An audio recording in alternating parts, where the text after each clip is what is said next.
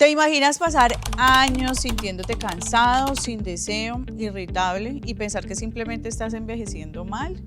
Eso le pasó a José Gabriel Ortiz, el presentador colombiano. Miren, a los 60 años comenzó a sentirse apagado, se desconectaba de su cuerpo y también de sus emociones. Él dijo algo así como: pensé que estaba deprimido o enfermo, pero era el cuerpo hablándome. Esto lo dijo en una entrevista con un medio de comunicación nacional. Aunque nunca mencionó la palabra andropausia, lo que vivía era exactamente eso. Y si no lo nombramos, ¿cómo vamos a saber qué nos está pasando? En Colombia y América Latina, los estudios muestran que la testosterona total disminuye en los hombres a partir de los 30 años. Pero a diferencia de la menopausia, la andropausia no se habla, no se enseña y muchas veces no se visibiliza. Y aquí va una pregunta que me va surgiendo: ¿por qué el envejecimiento femenino sí genera campañas, también charlas, series y hasta humor, pero el envejecimiento masculino se guarda en silencio como si no existiera? Porque cuando papá está irritable, cuando el abuelo se aísla o cuando la pareja pierde el deseo sin saber por qué, muchas veces no es falta de amor, es falta de información. Y ahí es cuando la salud emocional y física de los hombres también se vuelve un tema familiar, una que necesitamos sacar del silencio. En la serie Hombres de Verdad, de un canal colombiano, un obrero jubilado de 55 años dijo algo que nos debería hacer pensar. Nadie me dijo que envejecer siendo hombre también dolía, porque sí, duele, pero no tiene por qué doler en silencio. Por eso, yo quiero que ustedes se queden en este programa, en esta conversación, si ustedes también creen que deberían hablar del cuerpo masculino sin miedo, porque también esto puede ser un asunto de familia. La andropausia es un tema del que casi no se habla. Mientras la menopausia ha tenido visibilidad en la conversación pública, los cambios hormonales y emocionales de los hombres mayores siguen siendo un tabú. Muchos viven la fatiga, la disminución del deseo sexual, los cambios de ánimo o la irritabilidad en silencio, pensando que es debilidad o simple envejecimiento. Reconocerlo no significa perder la masculinidad, significa entender que también los hombres atraviesan transformaciones en su cuerpo. En nuestra sociedad marcada por el machismo, se espera que los hombres sean siempre fuertes, invulnerables, inagotables, pero la realidad es distinta. El cuerpo cambia, las emociones también, y callar solo agrava el malestar. Hablar de andropausia abre un espacio para cuidar la salud integral, tanto física como emocional.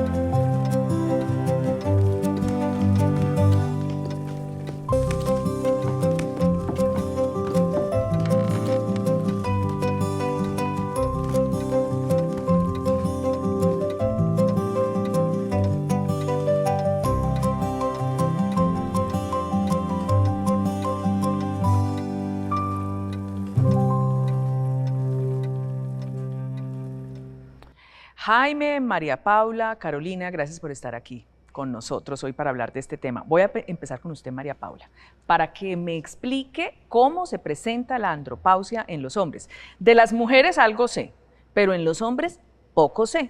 Entonces ayúdenos a ver cuáles son esos síntomas que empiezan a sentir los hombres. Bueno, lo primero es aclarar un poco que el término que usamos usualmente es el hipogonadismo de inicio tardío, ¿ya? Usualmente el término de andropausia se deja más para un término descriptivo, coloquial o divulgativo. O sea, ¿pero el científico me lo repite? Hipogonadismo de inicio tardío, Hipogonadismo. que se refiere pues a esa déficit de testosterona o de andrógenos en general que aparecen tardíamente o con el envejecimiento y que no se deben a otro tipo de causas o de patologías de base, sino netamente el envejecimiento fisiológico. ¿Edad promedio? Puede empezar a manifestarse a partir de los 60 años aproximadamente, es como la mayoría de los pacientes lo empiezan a presentar, y es importante aclarar que no todos lo van a presentar. Igual que las mujeres, pues. No, ahí sí difiero porque en las mujeres efectivamente en todas hay una disrupción abrupta de esa producción de estrógenos y en todas finaliza la fertilidad hasta allí, en los hombres no. Pueden tener este hipogonadismo de inicio tardío, no se manifiesta en todos los hombres y su fertilidad no desaparece por el hecho de que baje la testosterona. Entonces es realmente muy distinto a lo que es una menopausia en el caso de las mujeres. Importante aclarar.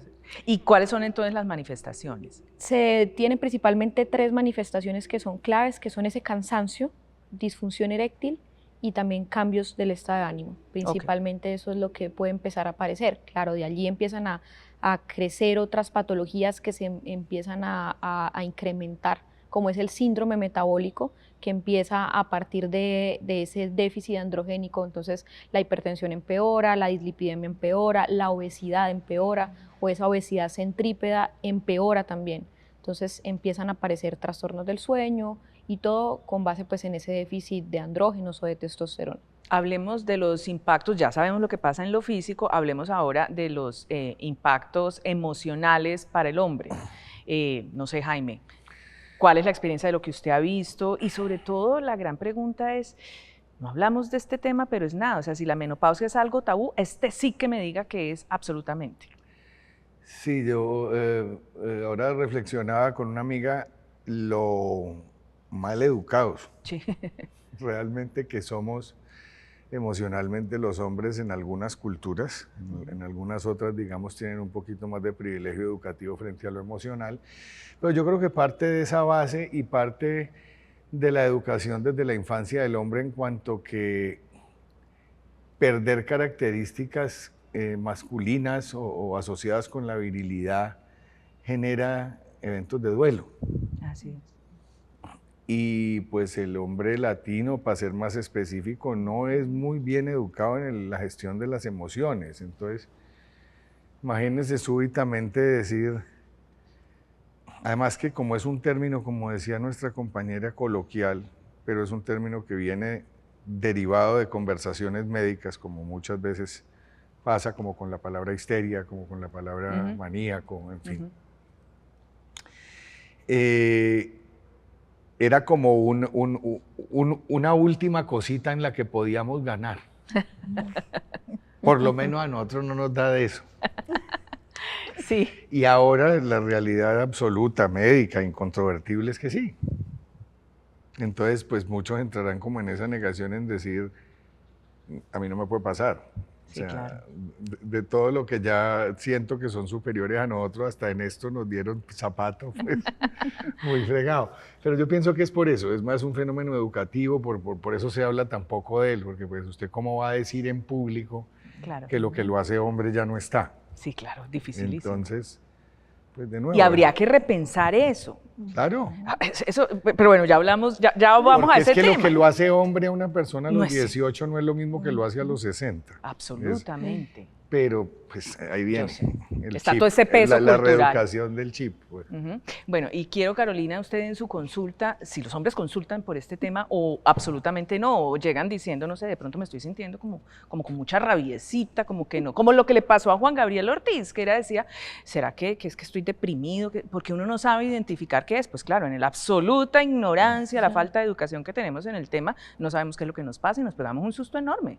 Total, mira, por lo general, cuando llegan a consulta mayores de 40 o 50 años, con la sintomatología que nos dice la doctora, pues uno también entra a ver definitivamente si hay rasgos o síntomas que sean para tener que derivar a medicina para que puedan hacer exámenes médicos, pero también se verifica el contexto, ¿no?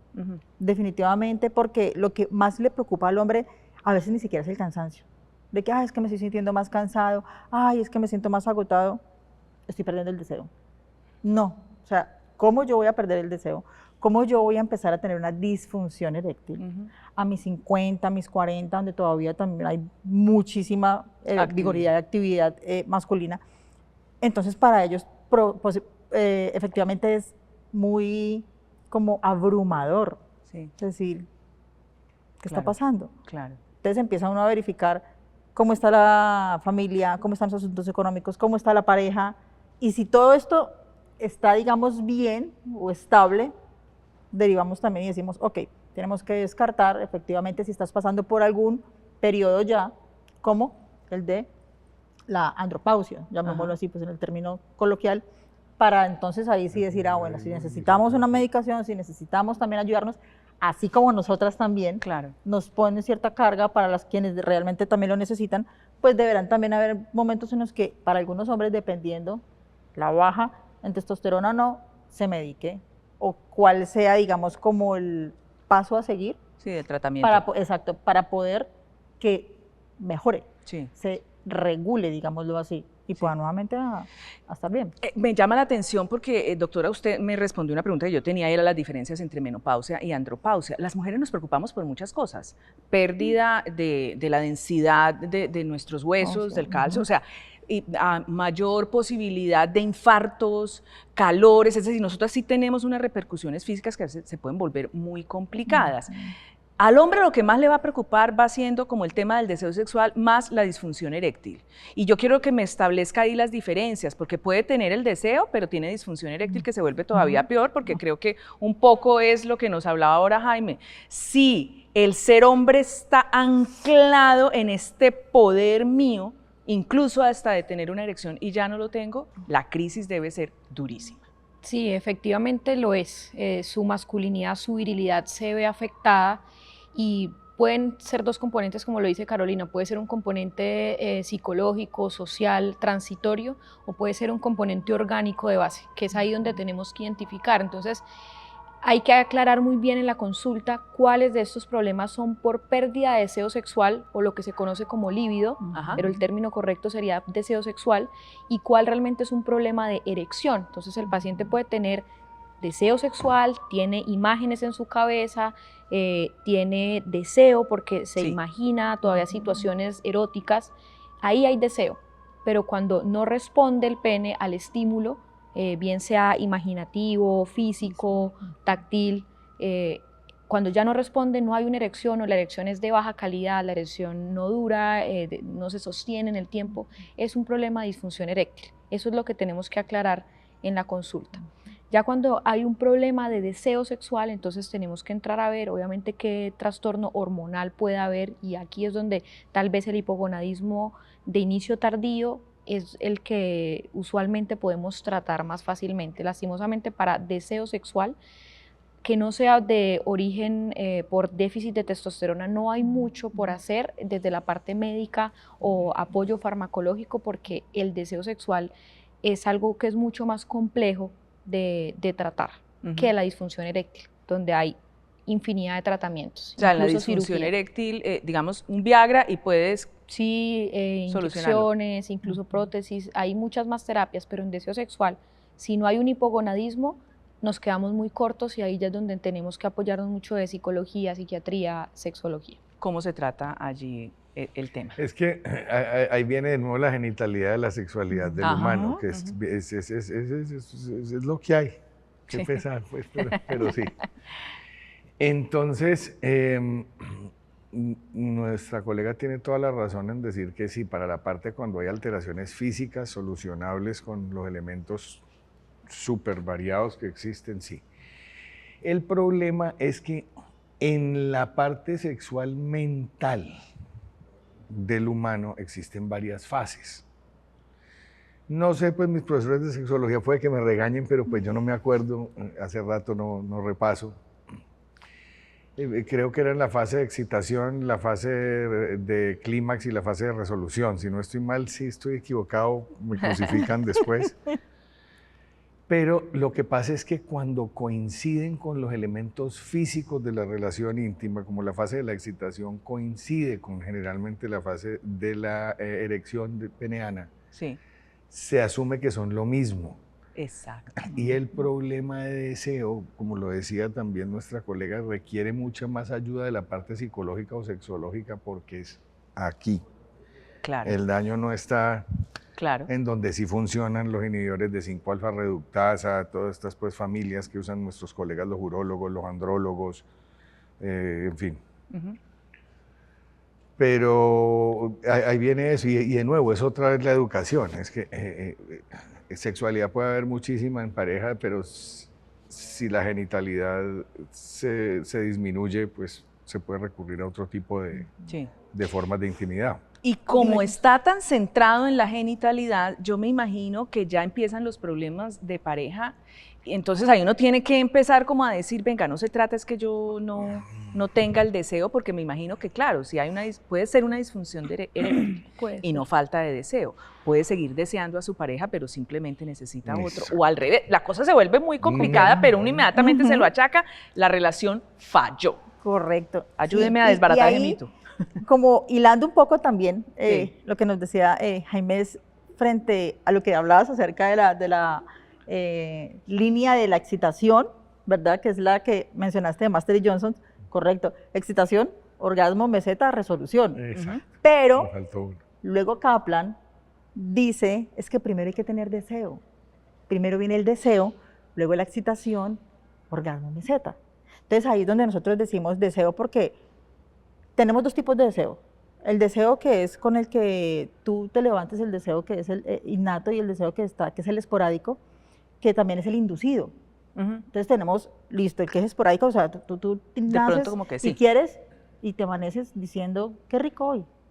Pero también está el inducido, y ese inducido es el que más tenemos que trabajar a nivel también de pareja, que es cuando, aunque no estoy pensando en él, pero si estoy bien estimulado, me activo. Entonces yo pongo el típico ejemplo, estamos almorzando, todos estamos almorzando, y tú no estás pensando en el postre, pero alguien te dice, ¿quiero un chocolate? postrecito? Ajá, y usted como que...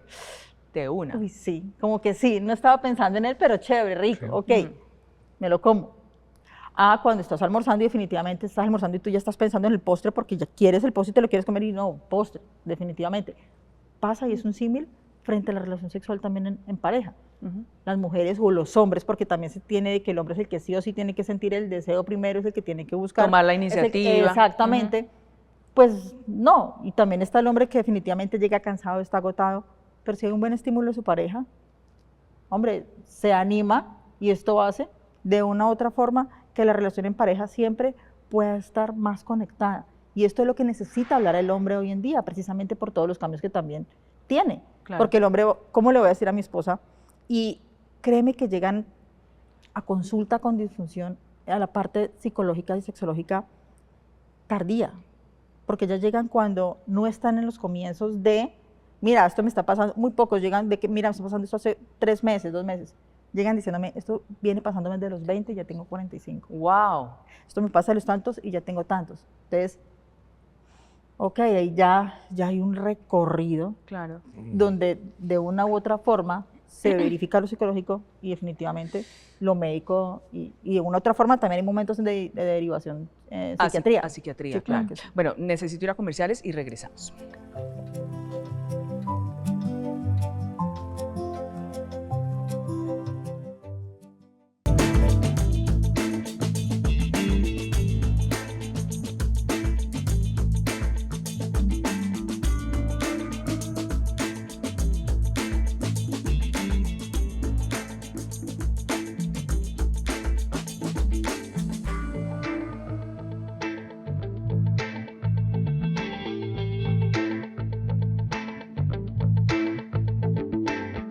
Estábamos hablando ahora en comerciales con Jaime sobre la queja que él decía que y eso lo vamos a perder los hombres, y yo le decía no se queje tanto, que las mujeres con la menopausia tenemos más cosas que perdemos, tenemos más síntomas, más riesgos que el hombre, y usted tenía una teoría ahí al respecto.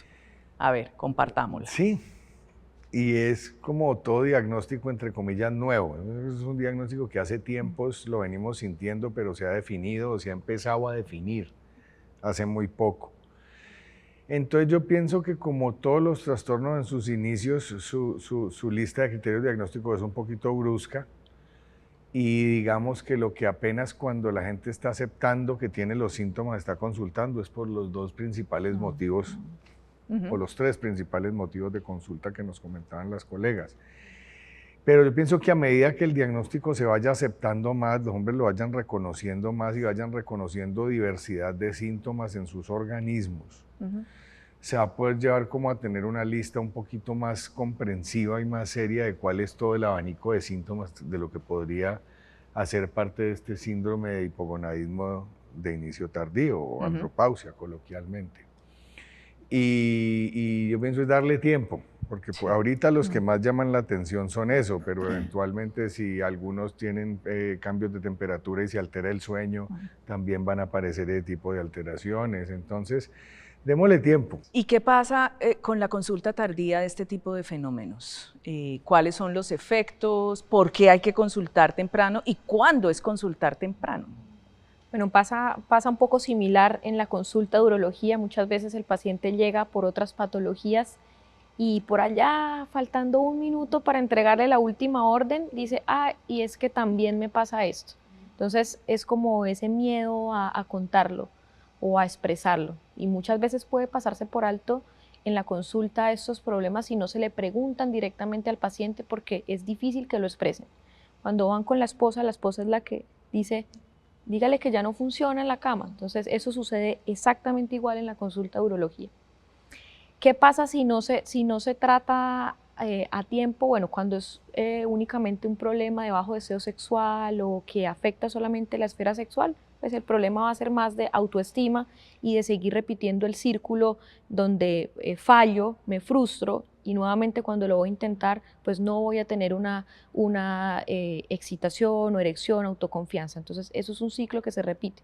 Pero cuando ya se traslada al ámbito orgánico donde pueden aparecer estas patologías, son los pacientes que se van a infartar, definitivamente más jóvenes, a los 60, 55, 65 años, por patologías que no se trataron. El paciente que dice yo como muy poquito y no logro bajar de peso, pero es un paciente que tampoco hace mucho ejercicio y que tal vez si identificáramos algo metabólico, algo hormonal que pudiéramos intervenir y tratar, va a perder peso, va a mejorar sus niveles de hemoglobina glicosilada, va a reducir la presión arterial sistólica y diastólica, va a mejorar los periodos de sueño, va a mejorar el síndrome de apnea obstructiva del sueño. Entonces sí hay cosas en las cuales se puede intervenir y finalmente disminuir el riesgo de que el paciente tenga enfermedad coronaria, que es a donde todos usualmente pueden llegar si hay un problema de síndrome metabólico y obviamente agudizado también por esta pérdida de andrógenos.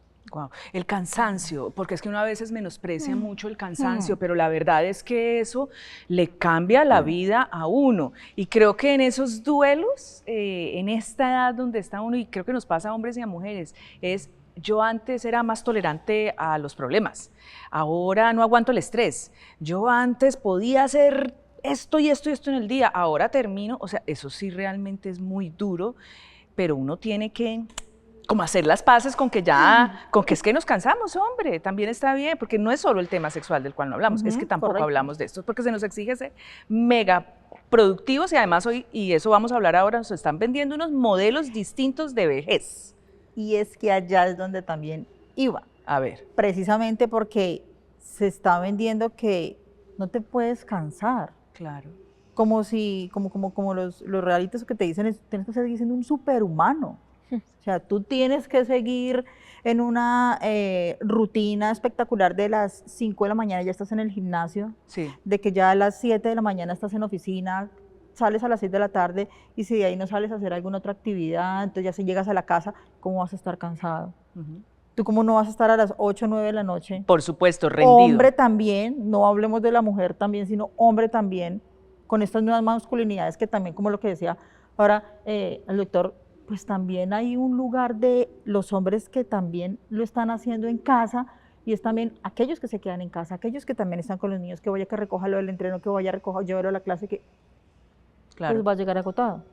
Y ese cansancio se tiene que hablar con la pareja, porque entonces ahí es donde vuelve y se come su cansancio. No lo tengo que decir, hace tantos días, hace tanto tiempo no estoy con mi pareja, tengo que buscar, tengo que funcionar.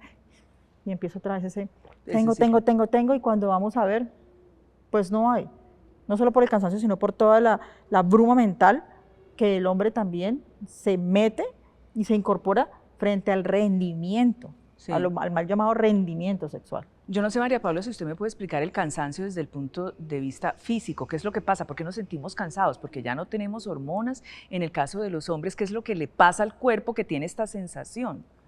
Sí, efectivamente funciona más o menos con que los andrógenos hacen que el cuerpo es un estimulante, son hormonas anabólicas, entonces son hormonas que permiten que el cuerpo esté activo, tanto en la parte física, mental y menos cansancio, entonces incluso enérgico, energía o trastornos comportamentales que los lleven más como a ser activos o incluso agresividad. Entonces cuando esto disminuye, que son hormonas anabólicas, la adrenalina, la dopamina, hay una repercusión no solamente anímica, sino también física y obviamente que puede conllevar a una pérdida agudizada de masa muscular. Entonces tengo una pérdida agudizada de masa muscular, fuerza y vigor con el que estuvieron acostumbrados pues toda su vida, entonces hay un cansancio de base que les limita un poco a hacer esas actividades del día a día, aparte pues del estado anímico que se suma también a que no tiene ganas de hacer las cosas que hacía antes, de levantarse, de ir a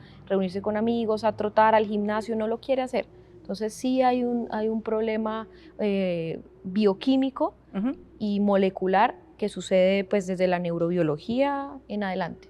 Pero a eso hay que responderle con unas estrategias de yo cómo me paro y cómo voy a asumir esto y cómo voy a hablar del tema.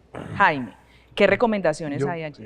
Lo más importante es, si uno está teniendo síntomas, pues consultar y hablar de ellos. Eso, sí. Digamos que fue como punto uno, sí. la conclusión central de los tres, poder darnos el permiso de hablar sobre ellos. Y ahí viene, yo creo que el valor, si uno ya es capaz de hablar de ello, uno ya es capaz de enfrentarlo. Y ya así decir específica estrategia, ahí sí, como decían las dos colegas, depende de cada caso individual. Es que si es una persona que viene exclusivamente por un problema bioquímico de la parte eréctil, pues hombre, listo. Ahí hay Viagra, consulta de o lo que se sea. Resuelve con alguno de esas familias que ya es súper grande de fármacos. El problema es que no le había podido contar a la pareja o no se había podido jubilar porque él es el dueño de la empresa y tiene que ser berraco y tiene que ser jodido. Entonces eso se resuelve más a nivel de psicoterapia, más a nivel de pareja. Pero yo creo que es como, si se le da un enfoque integral, puede empezar por cualquiera de las puertas de entrada: psicología, sexología, urología, claro, psiquiatría. Y más de ahí, porque el paciente puede llegar un poquito perplejo de que eso le está pasando y mientras se da cuenta. Entonces yo pienso que entre más integral y más acompañado sea el enfoque, pues mejores resultados van a ser. Claro. Si el urólogo se acompaña, hay alguno, pues aquí en Cali había psiquiatra sexólogo, pero ya pues no está. Pero hay muchos profesionales que se dedican a la sexología y hay muchas personas, por ejemplo en medicina familiar, que están dedicados a sexología también. Pensaría que es individualizar el caso y darle el acompañamiento necesario, médico, psicológico, sexológico, depende de cada uno. ¿Qué tanto les cuesta en esa charla y en esa aceptación saber que está llegando algo, una palabra que se llama vejez? Yo sé que hoy está muy revaluada y eso también tenemos un programa, la estamos viviendo de otra forma, pero al fin y al cabo es otra etapa de la vida y uno tiene que saber que está en otra etapa de la vida y que hay cosas que aceptar de esa etapa porque ya para atrás no podemos echar. Sí. Y otra vez el viejo canzón. De nuevo, es la forma en la que nos han educado. El viejo no sirve. Entonces, qué pereza decir que estoy viejo. Inmediatamente reconocer que no sirvo, porque no le han enseñado al viejo a resignificar la vida. A mirarla desde el punto de vista así, puede que ya no corra igual que cuando tenía 20 años, pero un muchacho de 20 años para los negocios es un pendejo comparado con un señor de 60. Así es. Con todo respeto. Sí. Incluso ahora hay teorías que dicen que las personas de 25 lo que son es adultos jóvenes, que están empezando su vida adulta, entonces son jóvenes para ser adultos. Y también se ha asociado con mucha debilidad y con mucha fragilidad precisamente porque no se tenía como una edad en la que había que seguirse ejercitando o seguirse cuidando. Ya los nuevos cánones de envejecimiento hablan de que hay que seguir casi que con las rutinas de la juventud para poder no prolongar la vida pues de manera innecesaria, pero sí prolongarla de la forma más sana y más calidad de vida posible. Exactamente. Y ya pues uno ve, y yo pues que me encanta el ciclismo amateur fuerte. Sí, sí. Uno de los comentarios más comunes entre nosotros cuando hay hombres mayores llenos de vitalidad en el lote es: yo quiero cumplir los años que tiene él montado en la cicla. Así es, sí, de eso sí que hay. La importancia del deporte. Y del movimiento. Demasiado. Y del movimiento. Fundamental. Doctora, por favor, eso sí que recomendación 1A, además de ya todas las que hemos dado, por favor, con el deporte. El ejercicio, el movimiento, la vitalidad están de la mano. Entonces hay que envejecer sin sarcopenia, ese es el principal llamado. Entonces, ese es mi mantra. La masa muscular es algo que debemos preservar, no solamente es por la parte visual, no hay que ir al gimnasio por tener los músculos grandes. No. Incluso muchos pacientes a veces pueden llegar a tener un hipogonadismo porque consumen andrógenos en los gimnasios. Y eso es algo de lo que deberían tenerlo en cuenta para un futuro buen programa. Tema, pilas con eso.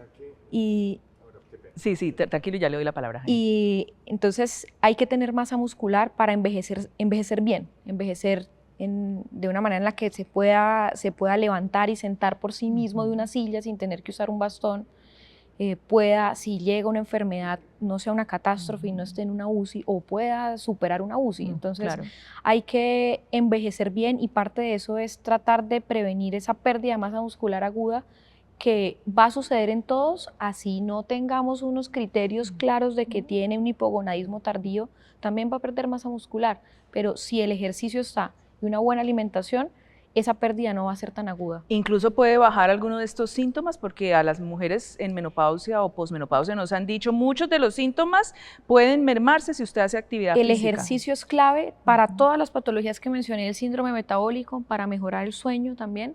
Y claro, también es ayuda a que los andrógenos se produzcan un poco más y se mantengan. De hecho, esa es una de las formas naturales en las cuales se pueden sostener. Cuando yo hago más ejercicio, cuando estoy más activo metabólicamente, incluso puedo estar con más fuerza, más vitalidad, y es porque hay una producción o un incremento de la producción de los andrógenos, basalmente, es una manera de sostenerlos. Imagínate. Bueno, comerciales, tengo que hacer comerciales y ya volvemos de nuevo.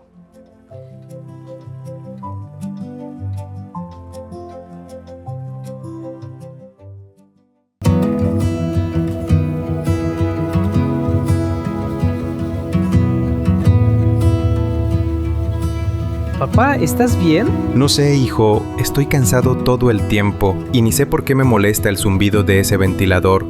¿Estás embarazado? Ojalá fuera eso, al menos tendría una explicación. Mamá dice que estás medio andrógino. Andropáusico, quiso decir andropausia, creo. ¿Eso qué es? ¿Como la menopausia, pero con bigote? Más o menos, es cuando los hombres empiezan a bajar su testosterona y uno ya no se siente como antes. Antes tenía energía para todo, me levantaba con ganas, trabajaba, jugaba, salía, reía, pero poco a poco, como si mi cuerpo bajara el volumen, sin aviso. ¿Y no puedes hacer algo? Sí, claro, comer mejor, hacer ejercicio, hablar con un médico, pero cuesta aceptarlo. Uno cree que siempre va a ser el mismo.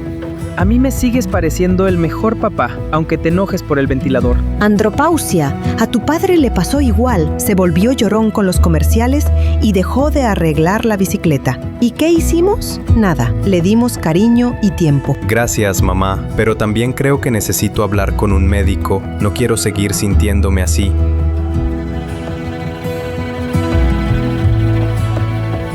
Tus análisis muestran una disminución leve de testosterona. Nada grave, pero suficiente para explicar cómo te has estado sintiendo. ¿Entonces no me estoy volviendo loco? No, Carlos. Estás envejeciendo con estilo. Esto se llama hipogonadismo tardío, o más comúnmente, andropausia. Le pasa a muchos hombres, pero pocos lo hablan. He estado irritable, cansado, sin ganas de nada y hasta medio triste. Es normal. La testosterona influye en el estado de ánimo, la energía, el deseo sexual, incluso en cómo dormimos. Lo bueno es que hay formas de mejorar eso. ¿Tengo que tomar hormonas? No necesariamente. A veces, con cambios en el estilo de vida se logra mucho. Comer mejor, dormir mejor, hacer ejercicio regular, reducir el estrés. La verdad, solo necesitaba saber que esto tenía nombre y que no estoy solo. Nunca estás solo, Carlos. Lo importante es hablarlo, cuidarte y seguir adelante. El cuerpo cambia, pero eso no significa que dejes de vivir plenamente.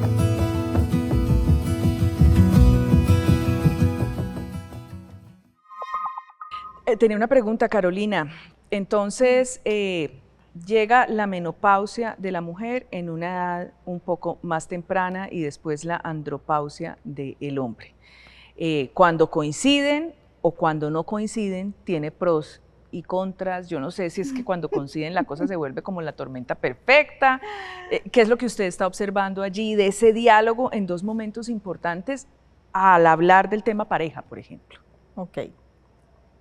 En consulta, por lo menos actualmente en la mía, lo que observo es que primero llega la etapa en ella. Claro. ¿Ok? Llega la etapa primero en ella, luego en él. ¿Qué es lo que necesitamos? Educarnos. Sí. Porque así como le falta enormemente educación al hombre como tal, saber y entender qué es la menopausia y todo lo que da, y que no da solamente 1 año, 2 años, sino que se prolonga por varios años, porque está la perimenopausia. Y la post.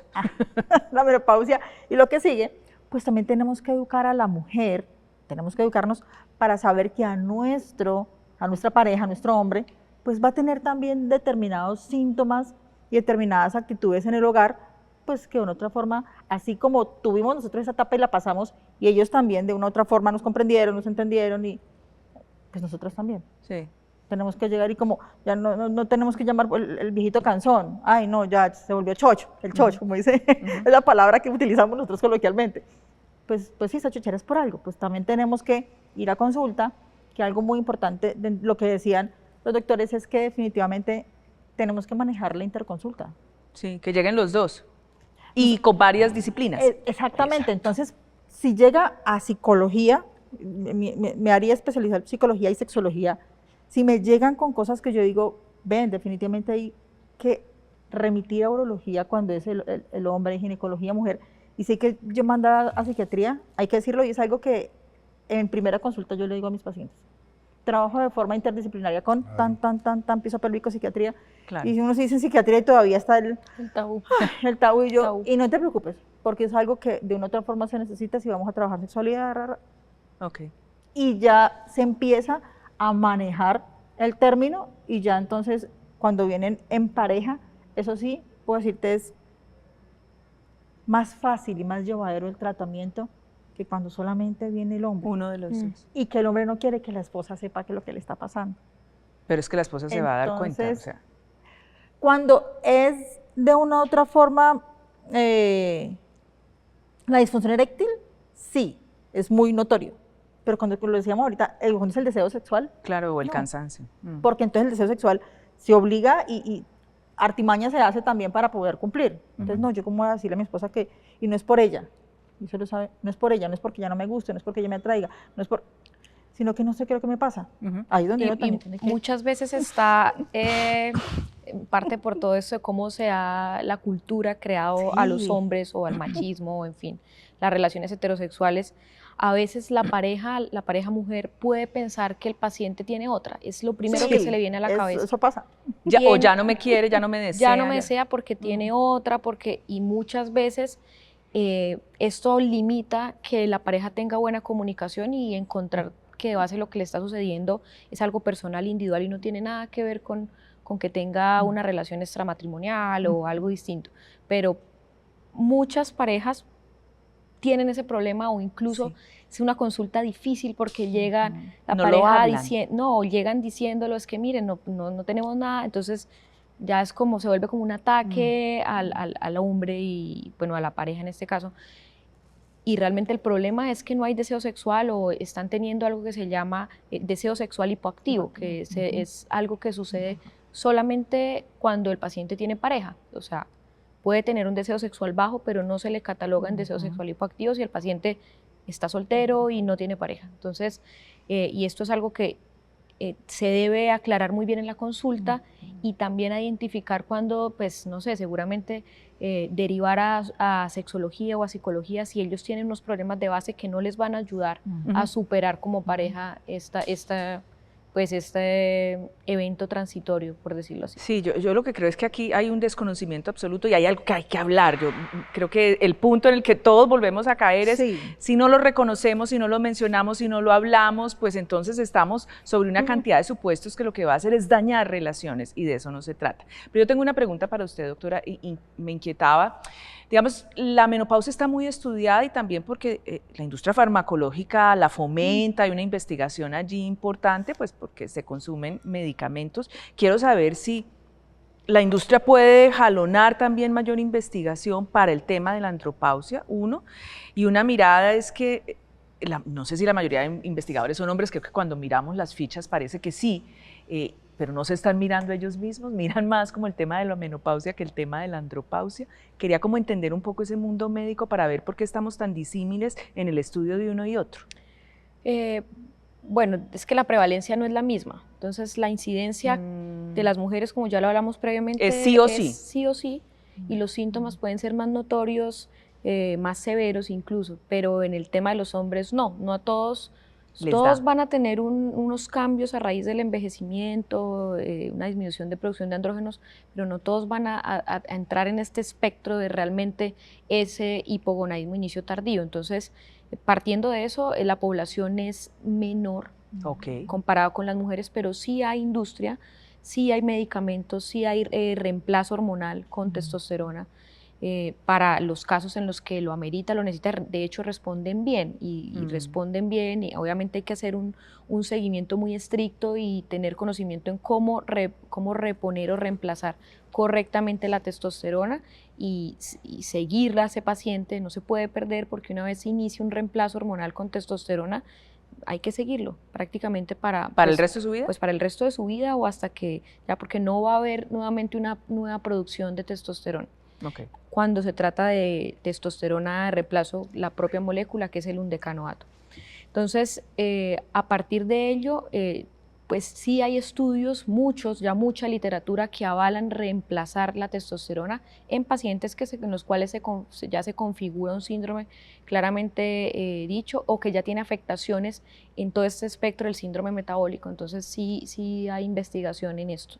¿Y cuándo debería uno iniciar esa consulta, o cómo hace para saber si uno es candidato o no? Y si hay efectos colaterales. Se habló mucho, yo sé que ha cambiado el tema, se satanizó en algún momento la terapia de reemplazo hormonal en mujeres. Quiero saber en hombres cómo está. Sí, funciona. En hombres hay que desmitificar algunas cosas, y es, por ejemplo, ese temor a que el riesgo de cáncer de próstata incremente, que es algo que se pensaba en sus inicios, y mientras yo tenga un paciente bien controlado, siga su testosterona, siga su antígeno prostático, pues voy a detectar tempranamente si hay algo de un riesgo de cáncer de próstata, pero no es inducido por la represión de la testosterona.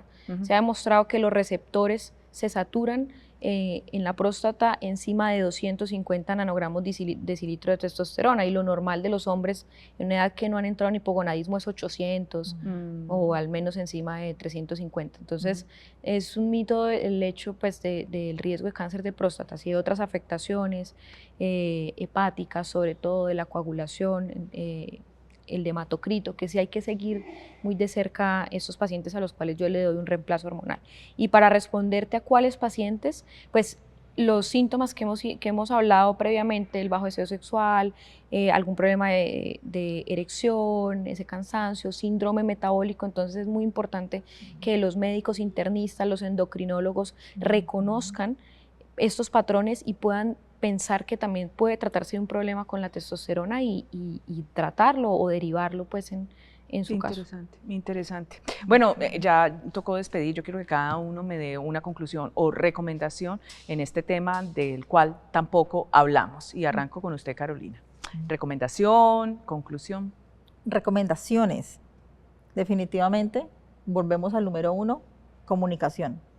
Hablarlo abiertamente, hablarlo con mi pareja, hablarlo con alguien de la familia, de confianza, con mi mejor amigo. Hombres, hablando de los hombres específicamente. Necesitamos empezar a expresar más nuestras emociones. Y una recomendación adicional al deporte, lo que estamos hablando de la actividad física, también es algo que nosotros hoy en día conocemos como el mindfulness. Y también esa respiración consciente y el poder estar presentes aquí y ahora, y la meditación, que no necesariamente requiere tener largos tiempos sentados. No, exactamente. Sino esa meditación puede ser de 1 minuto, simplemente estar presente, verificar qué estoy viendo, qué estoy oliendo, qué estoy escuchando, y así también bajar un poco esos niveles de estrés y nuevamente reincorporarme a la cotidianidad. Educación y falta de temor frente a a la fragilidad del hombre. Yo creería el mito más grande y más dañino es ese, que el hombre es invencible y que no puede ser frágil, y yo pienso que esta nueva camada de humanos va a salir bastante mejor si se comprenden como frágiles los hombres y como con derecho a sufrir y también a tener sus molestias y a poder hablar con los demás, como decía la colega. Muchas gracias, Jaime. Y doctora María Paula.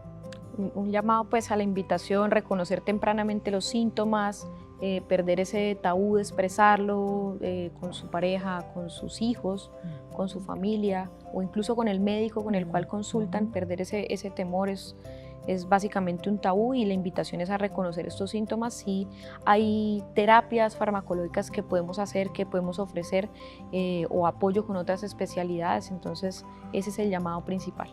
Bueno, muchas gracias a los tres. Muchas gracias. Gracias. La andropausia existe, aunque muchos prefieran negarla. Poner el tema sobre la mesa es un acto de cuidado y también de valentía, porque aceptar los cambios del cuerpo no resta identidad, al contrario, amplía la posibilidad de vivir con más salud y más dignidad. El envejecimiento no debería ser vivido como una amenaza, sino como una oportunidad de redescubrirse. La vulnerabilidad compartida une más que la fortaleza fingida. Hablar de lo que pasa, acudir a profesionales, acompañar a las parejas y a las familias es el camino hacia una vida más plena. La masculinidad también puede envejecer de manera consciente y amorosa. Que este capítulo nos recuerde que no hay que temerle a los cambios naturales de la vida, que callar nunca será la respuesta, y que cuando se nombra la andropausia se rompe el estigma y se abre un espacio de cuidado, porque también los hombres merecen ser acompañados, escuchados y comprendidos en su proceso de transformación. Y si te dijera que muchos hombres viven su envejecimiento como una vergüenza que deben ocultar, la andropausia, o como se conoce clínicamente, hipogonadismo de inicio tardío, existe. Pero todavía hay quienes dicen eso es puro cuento y refuerzan mitos como que la andropausia no existe, y no, realmente está documentada por la Organización Mundial de la Salud y por la Asociación Colombiana de Urología. No todos los hombres la viven igual, pero la disminución de testosterona a partir de los 40 es un hecho clínico, no una excusa emocional. Además, también tenemos ideas en la sociedad como que la andropausia solo afecta la vida sexual, y eso también es falso, porque la andropausia afecta el ánimo, el sueño, la masa muscular, la energía, el autoestima y hasta la capacidad de concentración. Es un proceso que puede impactar profundamente no solo a quien la vive, sino a toda la familia. Miren, históricamente en Colombia hablar de salud emocional masculina ha sido un tabú, pero desde hace algunos años en círculos de nuevas masculinidades, algunos hombres han empezado a contar sus historias, y eso, aunque parezca pequeño, es un acto revolucionario, porque si algo nos enseñó el machismo es a callar, a no mostrarnos vulnerables, a pensar que estar cansado o triste, eso no es de hombres, y sin embargo es en ese silencio donde se cultiva el aislamiento. ¿Esto les suena familiar? Ese papá que ya no habla tanto, ese tío que se volvió huraño, ese esposo que ya no se conecta emocionalmente con su pareja. Tal vez no es desamor, tal vez es que nadie les enseñó que podían envejecer sin perder su valor. Y es que miren, reflexionemos, hablar de andropausia no es feminizar al hombre, es humanizarlo, es decir, que tiene derecho a sentirse mal, a pedir ayuda y también a cuidarse. Los invito para que hablemos de esto en nuestras redes sociales y ustedes compartan esta información con ese hombre de su vida que siempre está para todos, pero que rara vez está para él mismo, para que sean conscientes que cuidarse, amarse, valorarse, incluso ir a terapia, incluso ir a buscar ayuda médica, pues también puede ser un tema de hombres, porque el autocuidado también es masculino y el silencio nunca debe ser una condena. Yo los invito para que me comenten aquí y para que hablemos de esto, porque también puede ser un asunto de familia.